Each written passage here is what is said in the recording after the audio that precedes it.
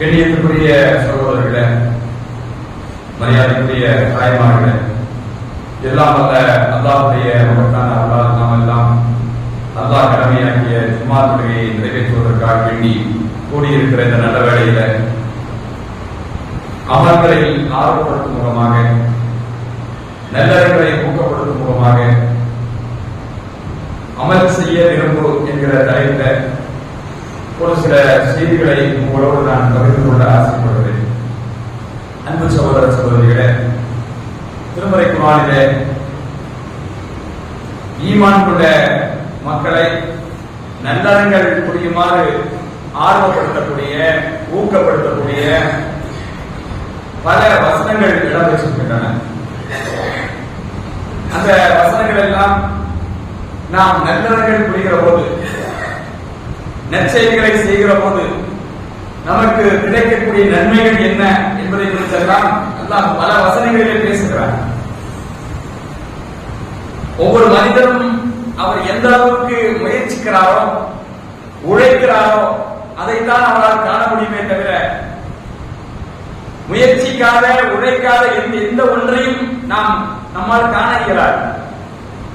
உலக விஷயமாக இருந்தாலும், மறுமை சம்பந்தப்பட்ட, மார்க்கம் சம்பந்தப்பட்ட விஷயமாக இருந்தாலும் முயற்சிக்குத்தான் பலன் உண்டு. முயற்சிக்காமல் எதுவும் கிடைக்காது. அல்லாஹ் திருமறையில் சொல்கிறான், அல்லைஸ லில் இன்சானி இல்லா மா ஸஆ. ஒவ்வொரு மனிதனுக்கும் அவன் முயற்சி செய்வது மட்டும்தான் கிடைக்கும். வஅன்ன ஸஅயஹு ஸௌஃப யுரா. அவனுடைய முயற்சியை அவன் காண்பான். எதை நோக்கி அவன் முயற்சிக்கிறானோ, எதை கிடைப்பதற்காக அவன் முயற்சிக்கிறானோ அதனால் அவனுக்கு காட்டப்படும். பிறகு சும்மா இஜ்ஸாவுல் ஜஸாஅல் லஃபா, நிறைவான கூலி பிறகு அவருக்கு வழங்கப்படும். என்ன முயற்சி பண்ணாரோ, என்ன உழைத்தாரோ அந்த உழைப்புக்கு ஏற்ற, முயற்சிக்கு ஏற்ற கூலி அவருக்கு நிறைவாக வழங்கப்படும் என்று சொல்லி சூரத்து நஜ்முடைய 39 முதல் 41 வரை இருக்கக்கூடிய வசனங்களில் அல்லாஹ் வாக்குறுதி கொடுக்கிறார். அதிலும் அல்லாஹ்வை போன்று கூலி கொடுக்கக்கூடியவர்கள், அல்லாஹ்வை போன்று நம்முடைய அமல்களுக்கு நன்மையை வழங்கக்கூடியவர்கள் யாருமே இருக்க முடியாது. துல்லியமான கணக்கு அல்லாஹ் ரப்பல் ஆலமீன் திருமறை குர்ஆனில் சொல்கிற போது, நீ அணு அளவு செய்திருந்தாலும் என்னுடைய கணக்கில் இருந்து தப்பாது, அதை நீ பார்ப்பாய்கள். நம்ம யார் மிஸ்கால் தர்ரத்தின் ஹைர யரா, யார் ஒரு அணு அளவு தர்ரத் என்று சொன்னால் ஒரு எறும்பு அளவு அல்ல, அதை விட குறைந்த அளவுக்கு பேர் தான் தர்ரத் என்று சொல்வார்கள் அரபுல. அல்லாஹ் சொல்லுகிறார், நம்ம யாமல் மிஸ்கால் தர்ரத்தின் யார் ஒரு அணு அளவு அவர் நன்மை செய்கிறாரோ யரஹு, அதை அவர் காண்பார். ஒமையாமல் மிஸ்கால் தர்ரத்தின் ஷர்ரன், யார் ஒரு அணு அளவு தீமையை செய்கிறாரோ அதையும் அவர் பார்ப்பார், காண்பார். அப்படின்னா என்ன அர்த்தம்? எதுவும் அல்லாஹ்வுடைய பார்வையில் இருந்து, கவனத்திலிருந்து தப்பி விடாது. நீ செய்யற நல்ல காரியம் அனுபவம் இருந்தாலும் அதுக்குள்ளதை நீ பார்ப்ப.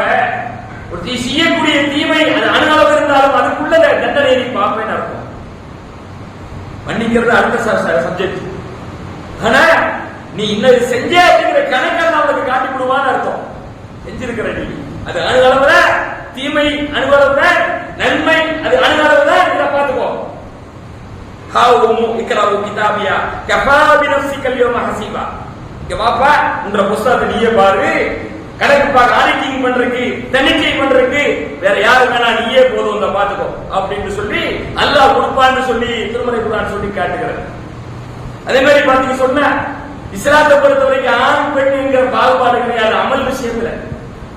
ஆணாக இருந்தாலும் பெண்ணாக இருந்தாலும் ஈமான் இருந்து அவர்கள் ஒரு நல்ல காரியத்தை செஞ்சாங்கன்னு சொன்ன இந்த உலகத்திலேயே அவர்களுக்கு ஹயாத் தய்யிபா, பரிசுத்தமான வாழ்க்கையை அல்லாஹ் கொடுக்கிறாங்க. புரிஞ்சுங்களா? பிறகு அவர்கள் செய்த நல்லறங்களுக்கு ஏற்ப மறுமை நாளில் கூலி கொடுக்கிறாங்க. அது ஆண் பெண்ணுங்கிற வித்தியாசம் கிடையாது. மன் அமில ஸாலிஹன் மின் தக்கரின் வ உன்ஸா வஹுவ மூமினுன், இறை நம்பிக்கை கொண்ட நிலையிலே ஆணோ பெண்ணோ ஒரு நல்லறத்தை செய்தால் பல வகையான ஹயாத் தய்யிபா, அவருக்கு நாம் பரிசுத்தமான வாழ்க்கையை கொடுக்கிறோம். வல நஜ்ஸியன்னஹும் அஜ்ரஹும் பி அஹ்ஸனி மா கானு யஅமலுன், அவர்கள் செய்த அமலுக்கான அழகிய நற்கூலியையும் நாம் வழங்குகிறோம். அந்நாள் அத்தியாயத்துடைய வாக்குறுதி, அந்நாள் அத்தியாயத்துடைய 97வது வாக்குறுதி கொடுக்கிறான். அது மட்டுமல்ல, நீ நல்ல காரியங்கள் செய்கிற போது கூலி கிடைக்கும் ஒரு பக்கம் இருக்கட்டும், நீ நல்லறங்களை செய்கிற போது அமல்களை செய்கிற போது உன் மீது பூமியில் உள்ள மக்களுக்கு அன்பை ஏற்படுத்துகிறான் என்று ஒரு குர்ஆனுடைய வசனத்தில் இடம்பெற்றிருக்கிறார். அல்லாஹ் சொல்றான், நீ சாலிஹான அமல்களை செய்யும் போது உன்னை குறித்து மக்களுடைய உள்ளத்திலே அன்பை ஏற்படுத்துகிறான், பிரியத்தை ஏற்படுத்துகிறான். எங்கே? சூரத் மரியமுடைய 96ஆம் வசனத்தை சொல்லி காட்டும்போது சொல்றான், இன்னல்லதீன ஆமனு வ அமிலுஸ் ஸாலிஹாத்தி சயஜஅலு ரஹ்மானு உத்தா. யார் ஈமான் கொண்டு சாலிஹான அமல்களை செய்கிறார்களோ ரஹ்மான் ஆகிய அல்லாஹ் அன்பை ஏற்படுத்துகிறான், பிரியத்தை ஏற்படுத்துகிறான். மனிதனுடைய உள்ளத்தில் சாலிஹான அமல்களை செய்வதை குறித்து ஒரு பாசத்தை எல்லாம் ஏற்படுத்தி கொடுக்கிறான் என்று சொல்லி அல்லாஹ் சொல்லி காட்டுறான். எப்படியோ அல்லாஹ் கடமையாக்கி இருக்கக்கூடிய இபாதத்துகள் விஷயத்திலும் மனிதர்களுக்கு நாம் செய்யக்கூடிய நல்ல விஷயத்திலும் எந்த ஒன்றாயினும் அதுக்கு அல்லாஹ் பிரதிபலனை கொடுக்கிறான். இந்த துனியாவிலும் கொடுக்கிறான், ஆகிரத்திலும் கொடுக்கிறான். அப்ப நிறைய வசனங்களை பார்க்கலாம். இன்றைக்கு நாம் எடுத்துக்கொண்டிருக்கிற விஷயம் என்னவென்று சொன்னால், நாம் செய்யக்கூடிய அமல்களை அதனுடைய ப்ராசஸிங் இந்த உலகத்தில் நமக்கு தெரியாது. அது எப்படி நடைபெறுகிறது நமக்கு தெரியாது. அமல் செய்து கொண்டிருப்போம், எந்த கூலி நமக்கு கண்ணுக்கு தெரியாது. ஒரு வியாபாரம் செய்தால் ஒரு 1000 ரூபாய் போட்டு முதலீடு போட்டு வியாபாரம் பண்றாரு, அது 1400 மாறுகிறது, 1500 மாறுகிறது. அந்த 500 கண்ணை பார்க்கிறார். நான் ரகா தொகுத்துட்டு போறோம், ஏதாவது கண்ணை தெரியுதா? ஏதாவது குர்ஆன் வசனத்தை ஓதுவோம், ஏதாவது கண்ணை தெரியுதா? தெரியும். எப்ப தெரியும்? கண்ணை மூடு தெரியும்.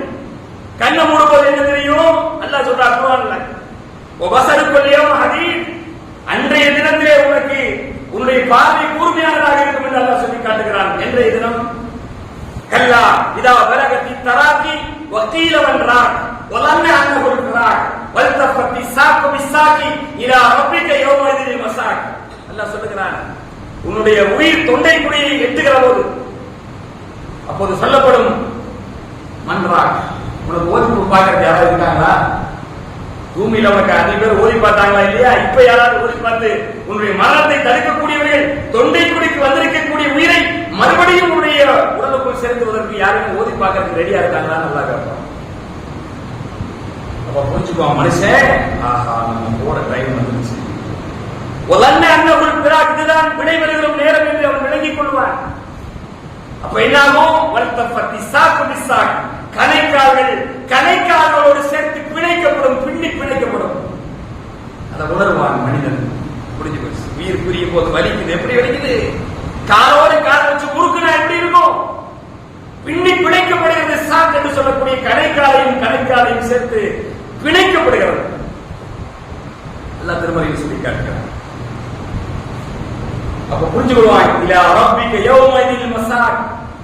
அப்போதுதான் அந்த நாள் தான் நான் என் இறைவனிடத்திலே கொண்டு செல்லப்படுகிறேன் என்பதை அவன் உணர்ந்து கொள்வான். ஆரம்பிச்சு பார்வை தெரிய தெளிவாயிடுச்சு. இதுவரை உறங்கிக் கொண்டிருந்தான், எதுவுமே தெரியல. செய்த அமல்களுக்கான கூலி அவனுக்கு தெரியல, அவன் செய்த பாவங்களுக்கான விளைவுகள் அவனுக்கு தெரியவில்லை. இப்போது தெரிகிறது. எப்படி தெரிகிறது? உயிர் பிரிகிற நேரத்திலே தெரிகிறது, தொண்டை குழி எட்டுகிற போது தெரிகிறது, எல்லாம் தெரிகிறது. இப்போது தெரியாததெல்லாம் தெரிகிற நாள் அது உலகை விட்டு விடைபெறுகிற நேரம் என்று அல்லாஹ் சொல்லி காட்டுகிறார். என்னெல்லாம் தெரியும்? நான் செஞ்ச அமல்களுக்கான விளைவுகள் எப்படியெல்லாம் அமையும், நான் செஞ்ச பாவங்களுக்கான விளைவுகள் எப்படியெல்லாம் அமையும். நபிகள் நாயகம் ஸல்லல்லாஹு அலைஹி வஸல்லம் சொல்கிறார்கள், மனிதன், ஒரு மூமினான மனிதன் விடைபெறக்கூடிய நேரத்தில், இந்த உலகத்தை விட்டு விடைபெற்று மறுமையை நோக்கி செல்கிற நேரத்தில் அவன் பார்க்கிற காட்சி என்ன, காண்கிற காட்சி என்ன? வானத்திலிருந்து ஒரு மிகப்பெரிய ஒரு படை, மலக்குகளுடைய படை அப்படியே வானத்தில் இறங்கி வர்றாங்க. இப்போ வந்து வர்றாங்க போறாங்க, எல்லாம் நடந்துட்டு இருக்குது. என்னைக்காவது நம்ம மலக்க பார்த்திருக்கோமா? பார்த்ததில்லை. ஆனால் உயிர் பிரிகிற நேரத்தில், என்னுடைய உயிர் பிரிகிற நேரத்தில் எனக்கு தெரிகிறது மலக்குகளுடைய காட்சி. அழகான முகம் கொண்ட அழகிய மலக்குமார்கள் இறங்கி வருகிறார்கள், ஒளிரும் முகங்கள். அந்த காட்சி இவனுக்கு தெரிகிறது, மூமினான மனிதனுடைய கண்ணுக்கு தெரிகிறது. என்ன கையில வேற என்ன செய்தாங்க? ஒரு துணி வைத்திருக்கிறார்கள், வெள்ளை துணி, சொர்க்கத்திலிருந்து கொண்டு வரக்கூடிய துணி. நறுமணம் அப்படி கமழ்கிறது. உலகத்தில் இப்படிப்பட்ட ஒரு நறுமணத்தை அவர் யார் அந்த கபன், சொர்க்கத்துடைய கபனை எடுத்துக்கொண்டு வருகிறார்கள். இவருடைய உயிரை கொண்டு செல்வதற்காக வேண்டி வருகிறார்கள். வந்து அமர்கிறார்கள். எவ்வளவு கூட்டம்!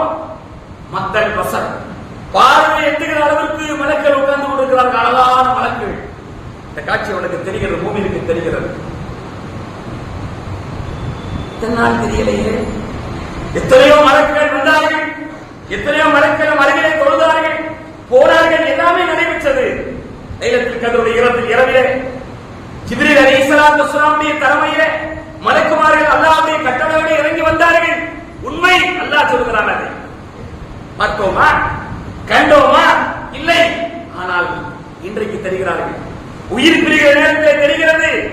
இவருக்கே நியமிக்கப்பட்டிருக்கிற மலக்கு இவருடைய தலைமாட்டிலே அமர்ந்து கொண்டு சொல்கிறார், யா அய்யுஹல் நஃப்ஸுல் முத்மஇன்னா, அமைதி அடைந்த ஆத்மாவே, உன்னுடைய ரப்பை நோக்கி வா, உன் திருப்தியோடு இருக்கிறான், அவருடைய திருப்தியை நோக்கி வா என்று அழைப்பு கொடுக்கிற போது உடத்தை சரித்தால் எப்படி தண்ணீர் வருமோ அது போல சந்தோஷமாக அந்த ரூஹ் வெளியேறுகிறது என்று சொல்லி நபிகள் நாயகம் ஸல்லல்லாஹு அலைஹி வஸல்லம் சொல்லி காட்டுகிறார். இதுதான் சொல்றது தெரியுமா? நிறைய தடவை கேள்விப்பட்ட செய்திதான். ஆனால் நம்முடைய அமல் தான் இதை பார்க்க வைக்கிறது.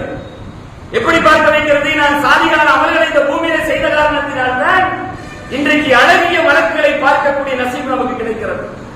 சொர்க்கத்துடைய நறுமணத்துடைய ஆடையை தூக்கிக் கொண்டு வருகிறார்களே, நம்முடைய உயிரை கொண்டு செல்வதற்காண்டி வருகிறார்களே, அந்த மலக்கையும் மலக்குள் மௌத்தையும் பார்க்கிறோம். சந்தோஷமாக அதை எடுத்துக்கொண்டு ஒவ்வொரு வாரமாக கடந்து செல்கிறார்கள். நீண்ட நடி செய்தி. பிறகு 7 வானம் வரைக்கும் போயாச்சு. ஒவ்வொரு வானமும் இங்கிருந்து முதல் வானத்துக்கும் 2வது வானத்துக்கும் 500 ஆண்டு தொலைவு. ஒவ்வொரு வானமும் 500 ஆண்டு பயணம் செய்ய மேற்கொள்ள வேண்டும். அவ்வளவு தொலைவான இதெல்லாம் ஒரு செகண்ட்ல எல்லாமே நடந்து முடியும். திரும்ப கொண்டு வரப்படுது.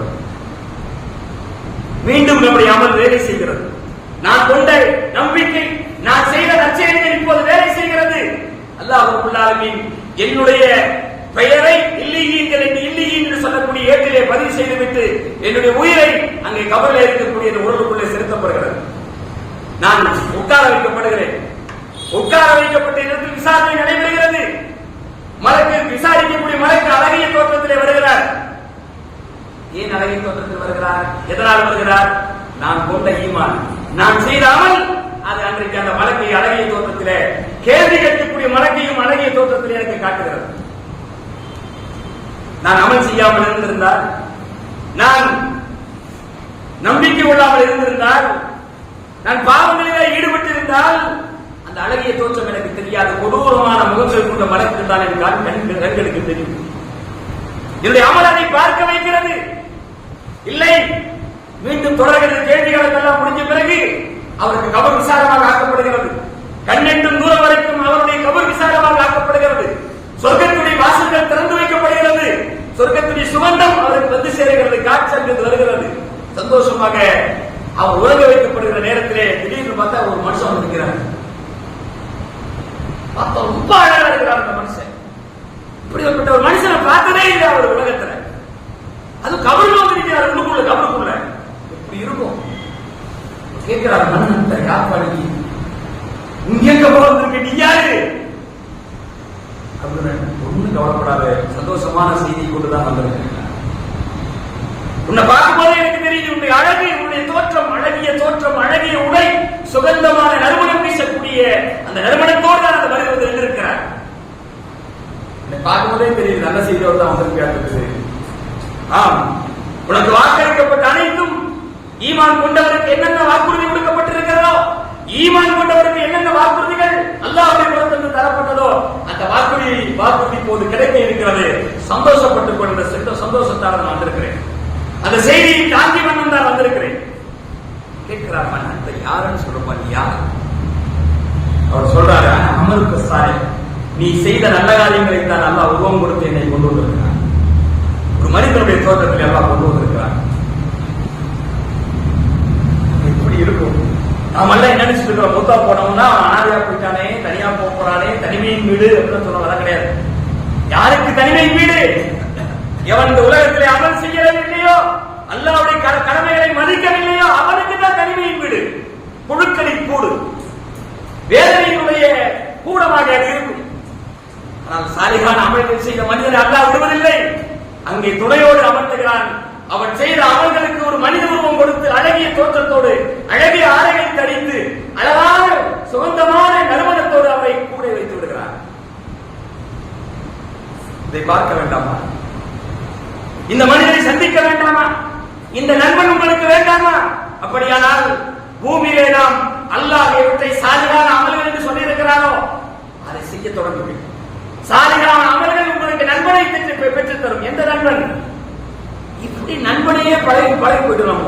தனியா இருக்க மாட்டோம். டீ குடிக்கிறதுனால கூட போன் போட்டு எங்கடா இருக்க வாடா, தனியா குடிக்கிறதுக்கு மனசு வர நண்பன் வேணும். இல்லாட்டி வேணும் முடியாது. இப்ப கபூர்ல தனியா போய் படுக்கணுமே, தனியாலாம் படுக்காது. நீ அமலை செஞ்சு வை, சாலிகான அமலை செஞ்சு வை. உனக்கு அல்லாஹ் நண்பனை ஏற்படுத்துகிறார். நீ செய்த அமல்களே உனக்கு நண்பனாக மாறி தனிமை இல்லாத ஒரு நிலையை அல்லாஹ் கபூர்ல ஏற்படுத்துகிறான் என்று சொல்லி அல்லாஹ்வின் தூதர் ஸல்லல்லாஹு அலைஹி வஸல்லம் சொல்லி காட்டுகிறார். அதே பாவியாக இருந்தார், நம்பிக்கையற்றவனாக இருந்தார், அல்லாஹ்வுடைய கடமைகளை மதிக்காதவனாக வாழ்ந்திருந்தால் அது அசிங்கமான அலங்கோலமான தோற்றத்திலே ஒரு மனிதன் பக்கத்திலே கொண்டு உட்கார வைக்கப்படும். ஏற்கனவே தண்டனை. பத்தாவதுக்கு அந்தாள் வேற பக்கத்தில் நாத்தா எடுத்து உட்கார்ந்து போறோம். அவர்கிட்ட கேட்பாரு, யார் பணி இங்கே வந்த நீங்க யாருன்னு கேட்கிற? நீ செஞ்சதுக்கு நாசக்கேடு கூட அல்லா வந்திருக்கிறார். துனியாவை நீ செஞ்ச அநியாயம் அட்டூழியோ இன்னைக்கு அல்லாஹ் கிட்ட அசிங்கமான தோற்றத்துல என்ன கொண்டு வந்து இங்க உட்கார வச்சிருக்கிறார் சொல்லி அவர் சொல்லுகிறார். போச்சா?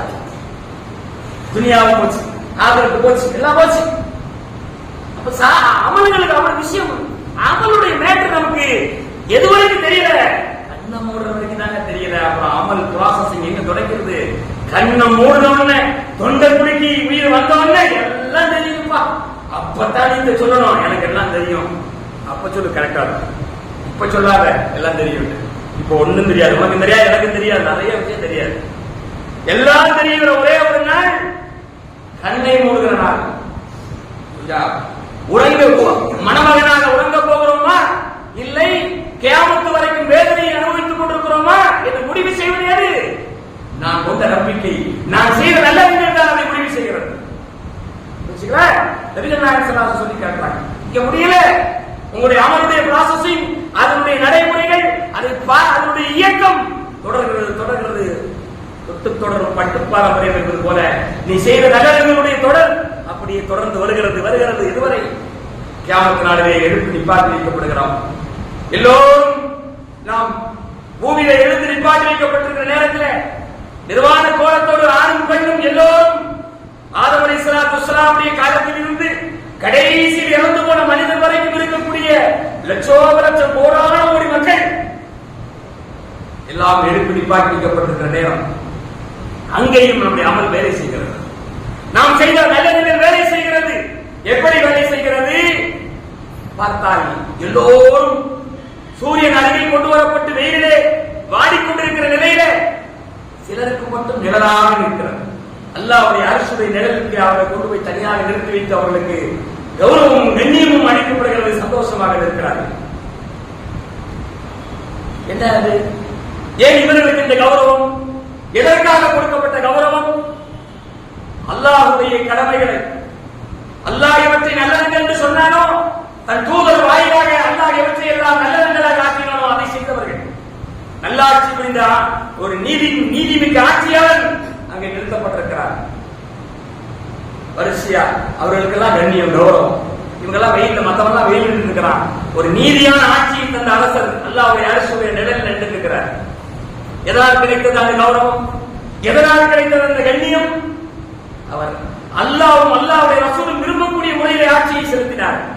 நீதமிக்க ஆட்சியை தந்தார். அதனுடைய கௌரவம் அந்த அமரசாலைக்கு கிடைக்கக்கூடிய பாக்கியம் அவர் அல்லாஹ்வுடைய அரசுடைய நிழலுக்கு கீழே அவர் நிறுத்தப்பட்டிருக்கிறார்.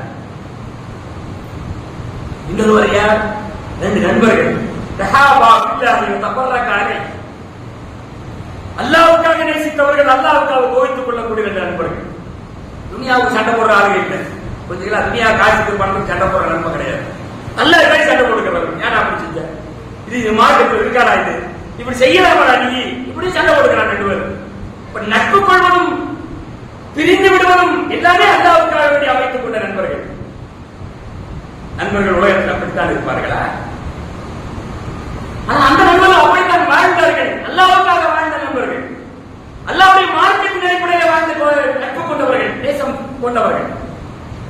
அவர்களையும் கௌரவமாக நிறுத்தி வைத்திருக்கிறார். வாய்ப்பு கிடைத்தது போல கிடைக்கும் போதெல்லாம் பயன்படுத்தி விட்டு போகக்கூடிய உலகத்திலே வாய்ப்பு கிடைத்த போதும் கூட தன் தவறு செய்யாமல் தன்னை காத்துக் கொண்ட ஒரு இளைஞர். எல்லாம் கிடைத்தது, வசதியாக கிடைத்தது. ஆனாலும் அல்லாஹ்வை பயந்து அந்த விபச்சார குற்றத்தில் ஈடுபடாமல் தன்னை தற்காத்துக் கொண்ட இளைஞர் அவரும் இருக்கிறார். எங்கே? அல்லாஹ்வுடைய அரசுடைய நிறுவனத்தில் இருக்கிறார். தனிமையிலே அமர்ந்து அழுதவர். ரஜுலுன் நகரனா ஆலியன் ஃபபாவத் ஐனாவு, கண்கள் நிரம்புகிற அளவுக்கு அழுதவர். ஏன் அழுகிறார்? கொண்டாடி தொடையினாலையா? இல்ல புருஷன் திட்டான அழுகிறாரா? இல்ல காசு இல்லையே அழுதாரா? இல்ல பணம் இல்லைன்னு அதுக்கெல்லாம் அழுகல. நாளைக்கு மறுமை நாள்ல நம்முடைய நிலை என்ன ஆகுமோ, ஏதாகுமோ, அல்லாஹ் நம்மளை எந்த நிலையில கொண்டு விட போறானோ, இப்படி பாவ சுமையோட உட்கார்ந்துட்டு இருக்கிறதே என்கிற அந்த நினைப்பு, அந்த அல்லாஹ்வை நினைத்து அச்சத்திலே தனிமையில் இருந்து கொண்டு ஒரு அழுகிறானே, அந்த மனுஷன் அல்லாஹ் தஆலா விஷ்ணு நினைக்கிறார். அவருடைய அரசுடைய நிலைமைங்கிறத உன் தனிமை அப்போது கூட என்னை நினைக்கிறாயே, என்னை அழுகிறாயே என்று சொல்லி அந்த கண்ணீருக்கு ஒரு மரியாதை இருக்கிறது. அல்லாஹ்வை எண்ணி வழிந்த கண்ணீர், பொழிந்த கண்ணீர், அந்த கண்ணீருக்கு அல்லாஹ்விடத்திலே மரியாதை இருக்கிறது. சாதாரண நினைச்சிடாதீங்க. சில பேர் அடிக்கடி அழுவான், நல்லதுன்னு நினைச்சுக்கிறாங்க. எதுக்காக அழுகிறான்? வயத்துல அல்லாஹ்வுடைய நினைவுகள் வருகிற போதெல்லாம் அழுகிறான் என்று சொன்னால் அவனுக்கு நீங்கள் நல்லபடியாக நினைத்துக் கொள்ளுங்க, நற்செய்தி அவர் பெறட்டும்.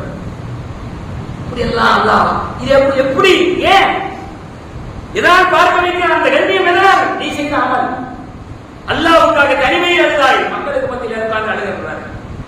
அழுகிறதுக்குனே கூட்டி போவாங்க, ஜமாத்துல கூட்டி போய் ஒப்பாரி வச்சு திருப்பி அனுப்பி விட்டுருவாங்க. அது கொஞ்ச நேரம் தான் புரிச்சுங்களா? அந்த அழுகை இல்ல, அரை கதவை தாயிட்டுக் கொண்டு அழுகிறாயே, அல்லாஹ் ஒருவன் மட்டுமே அறிகிற நிலையில் அழுகிறாயே, அந்த அழுகைக்கு மரியாதை இருக்கிறது. ஏன்? அங்கே இஹ்லாஸ் இருக்கிறது. மக்கள் மன்றத்தில் அழுகிற அழுகை வேறு, ஆனால் தனிமையிலே அழுகிற அழுகை இருக்கிறது, அந்த அழுகைக்கு மரியாதை இருக்கிறது. அது எங்கு கொண்டே நிறுத்துகிறது?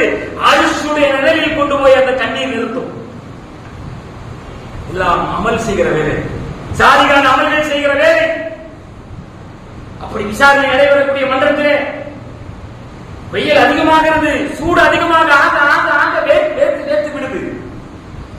மனிதனுடைய நிலை என்னாகிறது என்று சொன்னால், வயமைக்குள்ளே குடித்துக் கொண்டிருக்கிறார்கள் மக்கள். அதிலே ஒருவனுக்கு கரண்டை கால் வரைக்கும் வேர்வையில் இருக்கிறார், ஒருவர் கணைக்கால் வரையில் இருக்கிறார், ஒருவர் முழங்கால் வரையில் இருக்கிறார், ஒருவர் இடுப்பு வரை வேர்வையில் கோத்துக்குள்ளே இருக்கிறார், ஒருவர் நெஞ்சு வரைக்கும் அவர் மூழ்கி இருக்கிறார், ஒருவர் தோல் வரை வீழ்த்தி இருக்கிறார், இன்னொருவர் அவருடைய வாய் வரைக்கும் வேர்வை, இன்னொருவர் மூழ்கியே கிடக்கிறார். என்ன இது? என்ன காட்சி இது? நான் செஞ்ச பாவம், இந்த என்னுடைய பாவங்கள் அது வேர்வையாக மாற்றப்பட்டு அந்த தீமைகள் வேர்வை குளத்துக்குள்ளே நீந்தக்கூடிய நிலையிலே கொண்டு போய் விடுகிறது. பரவாயில்ல, கரண்ட கால வரை இருக்கும், கொஞ்சமா செஞ்சிருக்காங்க அர்த்தம். பாவம் முழங்கால வரைக்கும் இருக்கிறவங்க அதோட கொஞ்சம் அதிகமா செஞ்சிருக்காங்க அர்த்தம். அப்படியே பார்த்து இதெல்லாம் எதனால? நாம் செய்த பாவம். அதற்கு வேர்வை என்கிற உருவம் கொடுக்கப்படுகிறது. அதை நாம் சந்திக்க வேண்டிய நிலை இருக்கிறது. அந்த சாகிய சோப்பையுறான், அவனுடைய உழைப்பு அங்கே காட்டப்படும் என்று அல்லாஹ் சொன்னானே இல்லையா? எவன் அண்ணாலும் தீமை செய்தானோ அந்த தீமையை காண்பான் என்று சொன்னானா இல்லையா? அந்த வாக்குறுதி தான் நிறைவேற்றப்பட்டுக் கொண்டிருக்கிறது. அது இந்த உடலை சொர்க்கத்துக்கு போறதுக்கு முன்னாடியே இத்தனையும் பார்க்கிறோம், இவ்வளவு தெரிகிறது. ஒருவருடைய விடயத்தை கொண்டு வந்து வலது கரத்திலே கொடுக்கப்படுகிறது. அப்போது புரிந்து கொள்கிறோம், நாம் செய்த அமல் அல்லாஹ் ரப்பல் ஆலமீன் என்னுடைய விடயத்தை என்னுடைய வலது கரத்திலே கொடுத்திருக்கிறார் என்று சந்தோஷப்படுகிறார். எல்லோரையும் கூப்பிடுகிறான், மகிழ்ச்சி அடைகிறான். எல்லாம் வாங்க வந்து படிச்சு பாருங்க, நான் பாஸ் ஆகிட்டேன் அப்படின்னு சொல்றாரு. எப்படி தெரிந்தது? எதனுடைய விளைவு? என்ன பாதிப்பு? நான் செய்த அமல் இன்றைக்கு அதை வாழ்கிறத்திலே என்னுடைய பட்டோடையை கொடுக்க வைத்திருக்கிறது. என் முதுகுக்கு பின்னாலோ என் இடக்கரத்தில் கொடுக்கிற போது புரிந்து கொள்ள வேண்டும், நான் செய்த பாவங்கள் வேலை செய்கிறது.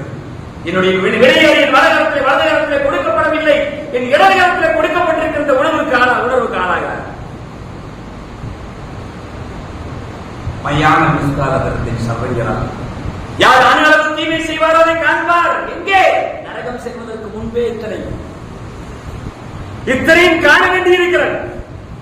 அதற்கடுத்து விசாரணை முடிவு பெற்று காவிரிகளும் இருக்கிறார்கள், மூமிகளும் இருக்கிறார்கள். அந்த மன்றத்திலே யார் யார் உலகத்திலே எவற்றையெல்லாம் வணங்கிக் கொண்டிருந்தாரோ அவர்களுக்கு அந்த அந்த தெய்வங்களுக்கு பின்னால் போகட்டும் என்று சொல்லி விடுவான். அல்லாஹ் ரப்பல் சூரியனை வணங்கிக் கொண்டிருந்தவர், சந்திரனை வணங்கிக் கொண்டிருந்தவர், கல்லை வணங்கிக் கொண்டிருந்தவர், மண்ணை வணங்கிக் கொண்டிருந்தவர் எல்லாம் வருவாங்க. நல்லவர்கள் வணங்கிக் கொண்டு அவர்களே பிடிச்சு வர மாட்டாங்க. அது அவங்க தப்பு கிடையாது. தீவிரங்களா இருந்தா அவங்க பூரா வருவாங்க, அவங்க பின்னாடி போவாங்க, டைரக்டா நடந்து போயிடுவாங்க. அவங்களுக்கு பாலம் கிடையாது. சிராத் என்று சொல்லக்கூடிய ஜஸர ஜஹன்னம் நரகத்தின் மீது அமைக்கப்படுகிற பாலம் காபிர்களுக்கு கிடையாது. யாருக்கு மட்டும்தான் உண்டு? மூமின்கள், முழுமையான மூமின்கள், அரைகுறை மூமின்கள், பாவம் செய்த மூமின்கள், இவர்களுக்கு மட்டும்தான் அந்த பாலம். ஹதீஸ்கள்ல இருக்கிறது. பாலம் அமைக்கப்படும், பாலமே இருக்காது, கொண்டு வரப்படும். ரசூல் ஸல்லல்லாஹு அலைஹி வஸல்லம் சொல்றாங்க, கொண்டு வந்து அமைக்கப்படும். நுட்பமான பாலம், நுணுக்கமான பாலம்.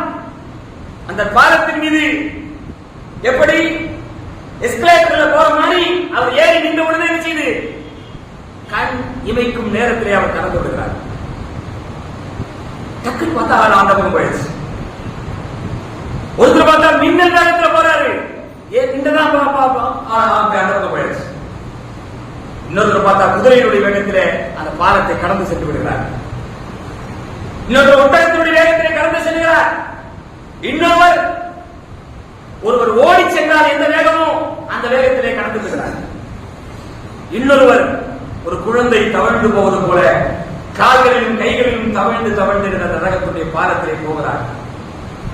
நரகத்தின் மீது சாதான் மரத்தினுடைய முல்லை போன்று பொக்கிகள் அங்கே அமைக்கப்பட்டிருக்கிறது. அதிலே மாட்டிக்கொள்வோர் உண்டு, தப்பித்து விடுவோர் உண்டு, நரகத்தில் விடுவோர் உண்டு. கீழே நரகம்.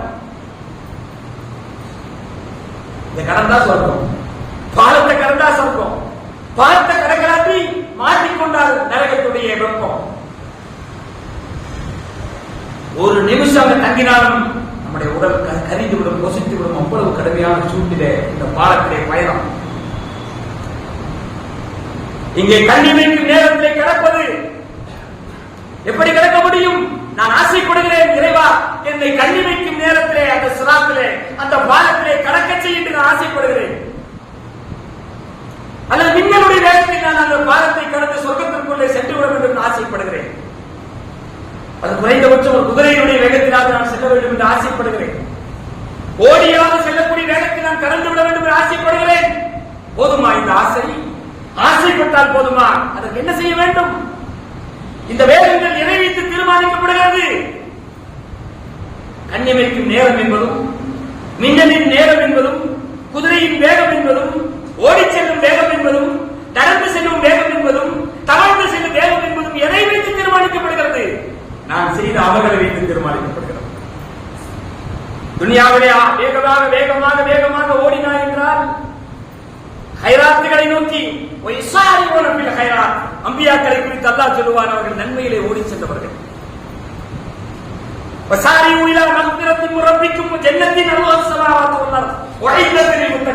அல்லாஹ் சொல்லுகிறார், அல்லாஹ்வுடைய மன்னிப்பை நோக்கி அவருடைய சொர்க்கத்தை நோக்கி நீங்கள் ஓடினார்கள் என்று சொல்கிறார். அல்லாஹ்வை நோக்கி நீங்கள் ஓடினார்கள் என்று சொல்கிறார். நீ ஓடுகிற ஓட்டம் தான் அங்கே உங்களை ஓட வைக்கிறது, உன் வேகத்தை கூட்டுகிறது. மின்னலுடைய வேகத்தில் உன்னை சிராத்தை கடக்க வைக்கிறது, ஜஸர ஜஹன்னமை கடக்க வைக்கிறது.